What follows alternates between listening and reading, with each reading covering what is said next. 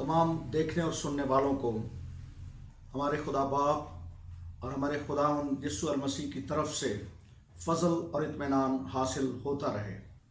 जैसा हमने आपसे वादा किया था कि इन दिनों हम इल्मुल आखरत के बारे में तालीमात का एक सिलसिला शुरू कर रहे हैं। आज इस सिलसिले की ये पहली रिकॉर्डिंग्स होगी, पहली वीडियो होगी। लेकिन इससे पहले कि मैं इस पर तालीम देना शुरू करूं, एक इकरार खुदा क़ुद्दूस की हजूरी और आप सब के रूबरू करना चाहता हूं। चूँकि जिस मजमून के बारे में हम गुफ्तगू करने जा रहे हैं ये इंतहाई अहम, हसास और मुश्किल मजमून है। मैं इकरार करना चाहता हूं कि मैं सब कुछ नहीं जानता। हिकमत कुल सिर्फ हमारा खुदा है। मैं सिर्फ उतना ही बयान कर पाऊंगा जितना मेरा और आपका हकीकी उस्ताद खुदा रूहुल कुद्स मुझ पर मुनकशिफ करे, या जितना मैंने अपने बुजुर्गों और उस्तादों के कदमों में बैठकर सीखा।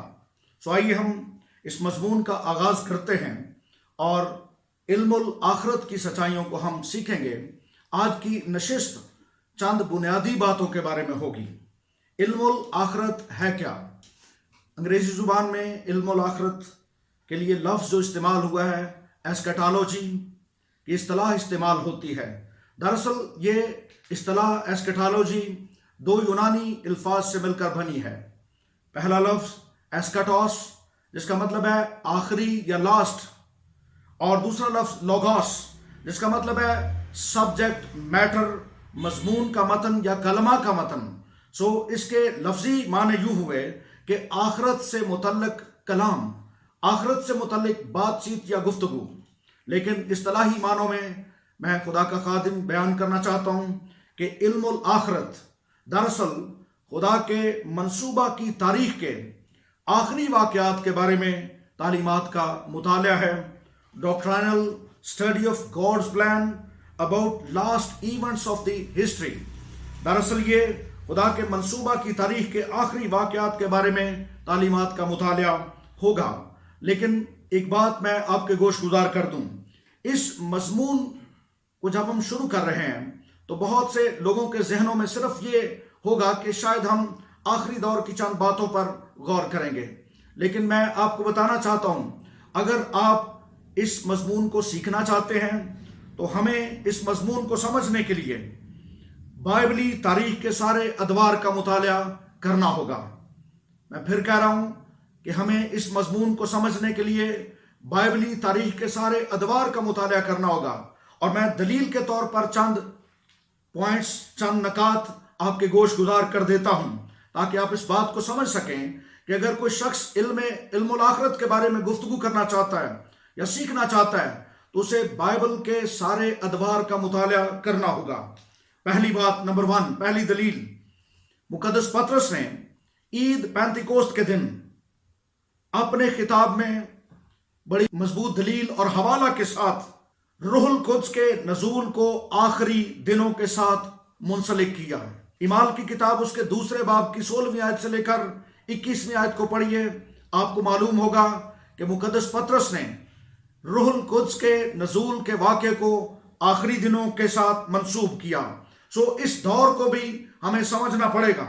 दूसरी दलील, याद रहे कि मसीही कलीसिया या हकीकी मसीही कलीसिया रूहानी एतबार से बातनी तौर पर आज भी खुदा की बादशाही की शहरी है और हम खुदा की बादशाही के अबूरी दौर में से गुजर रहे हैं।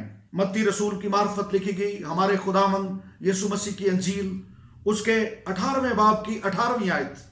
लेकिन इससे पहले मैं एक बात सिखाना चाहता हूँ। 16वें बाब में अल मसीह ने यही लफ्ज़ अपने शागिर्द मुकद्दस पतरस को भी कहे, लेकिन 18वें बाब की 18वीं आयत में यही अल्फाज उसने अपनी ज़ुबान मुबारक से शागिर्दों के लिए और तमाम ईमानदारों के लिए अदा किए। उसने फरमाया, जो कुछ तुम ज़मीन पर बांधोगे वो आसमान पर बंधेगा, और जो कुछ तुम ज़मीन पर खोलोगे वो आसमान पर खुलेगा। और ये सारे ईमानदारों के लिए कहा गया। इसके बाद इब्रानियों का ख़त, इब्रानियों का मुसन्नफ़ 6 बाब की 5वीं आयत के मुताबिक बयान करता है। यह हवाला मैं आपके सामने पढ़ना चाहता हूँ। 6 बाब की 5वीं आयत में लिखा है, وہ خدا کے عمدہ کلام اور آئندہ جہان کی قوتوں کا ذائقہ لے چکے۔ یہ سچے ایمانداروں کے بارے میں کہا گیا ہے کہ they have experienced of the power of the kingdom، وہ بادشاہی کی طاقتوں کا، بادشاہی کی قوت کا مزہ چکھ چکے۔ اس کا مطلب ہے کہ ایک سچا ایماندار اس زمین پر بھی خدا کی بادشاہی کا شہری ہے، اور کسی حد تک پارشلی وہ خدا کی بادشاہی کے ثمرات سے لطف اندوز ہوتا ہے۔ سو ہمیں ان سارے ادوار کا مطالعہ کرنا ہوگا۔ تیسری دلیل جو میں آپ کے گوش گزار کیا چاہتا ہوں، حقیقی کلیسیا اس زمین پر ہر لمحہ اپنے خداوند کی آمد کے لیے تیار رہتی ہے، اور حقیقی کلیسیا کے لیے ہر لمحہ دراصل خداوند کی آمد کا لمحہ رہا ہے، بھلے وہ کوئی بھی دور ہو۔ آج سے 1000 سال پہلے کی کلیسیا ہو، کوئی بھی دور کی کلیسیا، وہ ہر لمحہ اپنے آقا کی آمد کے لیے تیار رہی ہے اور رہے گی۔ لوکا کی انجیل اس کے 12ویں باب کی 35ویں آیت میں المسیح نے خود اپنی زبان مبارک سے فرمایا تھا، تمہاری کمریں بندی رہیں اور تمہارے چراغ جلتے رہیں، تم ان آدمیوں کی مانند بنو جو اپنے مالک کی راہ دیکھتے ہوں کہ وہ شادی سے کب لوٹے گا، تاکہ جب وہ آ کر دروازہ کھٹکھٹائے تو فوراً اس کے واسطے کھول دیں۔ ایک اور حوالہ اسی تناظر میں کرنتھس کے نام لکھا گیا پہلا خط، اس کے پہلے باب کی 10ویں آیت میں مقدس پولس رسول نے کلیسیاؤں کو یہ لکھا، یہاں تک کہ تم کسی نعمت میں کم نہیں اور ہمارے خداوند یسوع مسیح کے ظہور کے منتظر ہو۔ رومیو کا خط اس کے 8ویں باب کی 23ویں آیت میں لکھا ہے، اور نہ فقط وہی بلکہ ہم بھی جنہیں روح کے پہلے پھل ملے ہیں اپنے آپ باطن میں کراہتے ہیں اور لیپالک ہونے یعنی اپنے بدن کی مخلصی کی راہ دیکھتے ہیں۔ سو یہ سارے حوالہ جات یہ ثابت کرتے ہیں کہ ہر دور کی کلیسیا اپنے خداوند کی آمد کی منتظر رہی ہے۔ سو ہمیں علم الآخرت کے مضمون کو سمجھنے کے لیے بائبلی تاریخ کے سارے ادوار کا مطالعہ کرنا ہوگا۔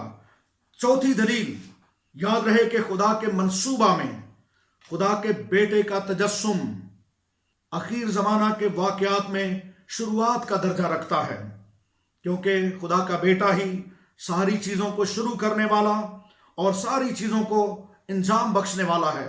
سو اگر ہم علم الآخرت کا مطالعہ کرنا چاہتے ہیں تو پھر ہمیں وہاں سے ہی شروع کرنا پڑے گا، بلکہ بعض اوقات مطالعہ کرتے ہمیں عہد عتیق میں بھی جانا پڑے گا۔ عبرانیوں کا مصنف اس کے پہلے باب کی 2 اور 3 آیت میں اس کے متعلق حوالہ موجود ہے۔ 5ویں دلیل جو میں آپ کے گوش گزار کیا چاہتا ہوں، یاد رہے کہ مخالف مسیح کی تاثیر تاریخ کے ہر دور میں مختلف لوگوں کے ذریعے کام کرتی رہی ہے اور آج بھی کر رہی ہے۔ یہ انتہائی قابل غور حوالہ ہے جس کو میں ابھی پڑھنے جا رہا ہوں۔ تو میرے ساتھ اگر آپ کتاب مقدس کو کھول سکیں، یوحنا رسول کی معرفت لکھا گیا پہلا خط اور اس کا 2 باب اور اس کی 18ویں آیت کو ہم پڑھیں گے۔ لکھا ہے، اے لڑکو، یہ اخیر وقت ہے، اور جیسا تم نے سنا ہے کہ مخالف مسیح آنے والا ہے، اس کے موافق اب بھی بہت سے مخالف مسیح پیدا ہو گئے ہیں، اس سے ہم جانتے ہیں کہ یہ اخیر وقت ہے۔ سو عزیزو، تاریخ کے سارے ادوار میں بہت سے لوگوں کے متعلق، بہت سے بد کردار لوگ اور بہت سے تاریخ کے ایسے لوگ جن کے بارے میں یہ دعویٰ کیا گیا اور کہا گیا کہ یہ مخالف مسیح ہی ہیں، لیکن میں بیان کرنا چاہتا ہوں کہ وہ مخالف مسیح نہیں تھے، بلکہ مخالف مسیح کی تاثیر ہر دور میں مختلف لوگوں میں کام کرتی رہی ہے اور آج بھی کر رہی ہے۔ لہٰذا ہمیں ان تمام ادوار کا مطالعہ کرنا ہوگا۔ اور آخری بات اس تناظر میں یہ کرنا چاہتا ہوں کہ موجودہ دور کو دیگر داخلی اور خارجی شہادتوں کے ساتھ ہم اخیر زمانہ کہہ سکتے ہیں۔ آنے والے دنوں میں اس کو بیان کروں گا، اور آنے والی ویڈیوز میں ہم علم الآخرت کے بارے میں جن موضوعات پر گفتگو کرنا چاہتے ہیں ان کو سن لیجئے۔ ہم اس پر سیر حاصل گفتگو کریں گے اور ریفرنس کے ساتھ کریں گے، کوئی میں ایسی گفتگو نہیں کرنا چاہتا جو بائبلی حوالہ کے بغیر ہو۔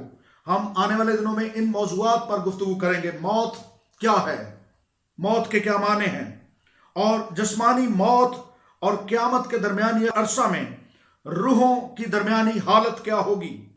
اس میں ہم سب ڈویژن پر غور کریں گے کہ حالت اعراف کیا ہے، روحوں کے سو جانے کے کیا معنی ہیں، اور ارواح پرستی کیا ہے۔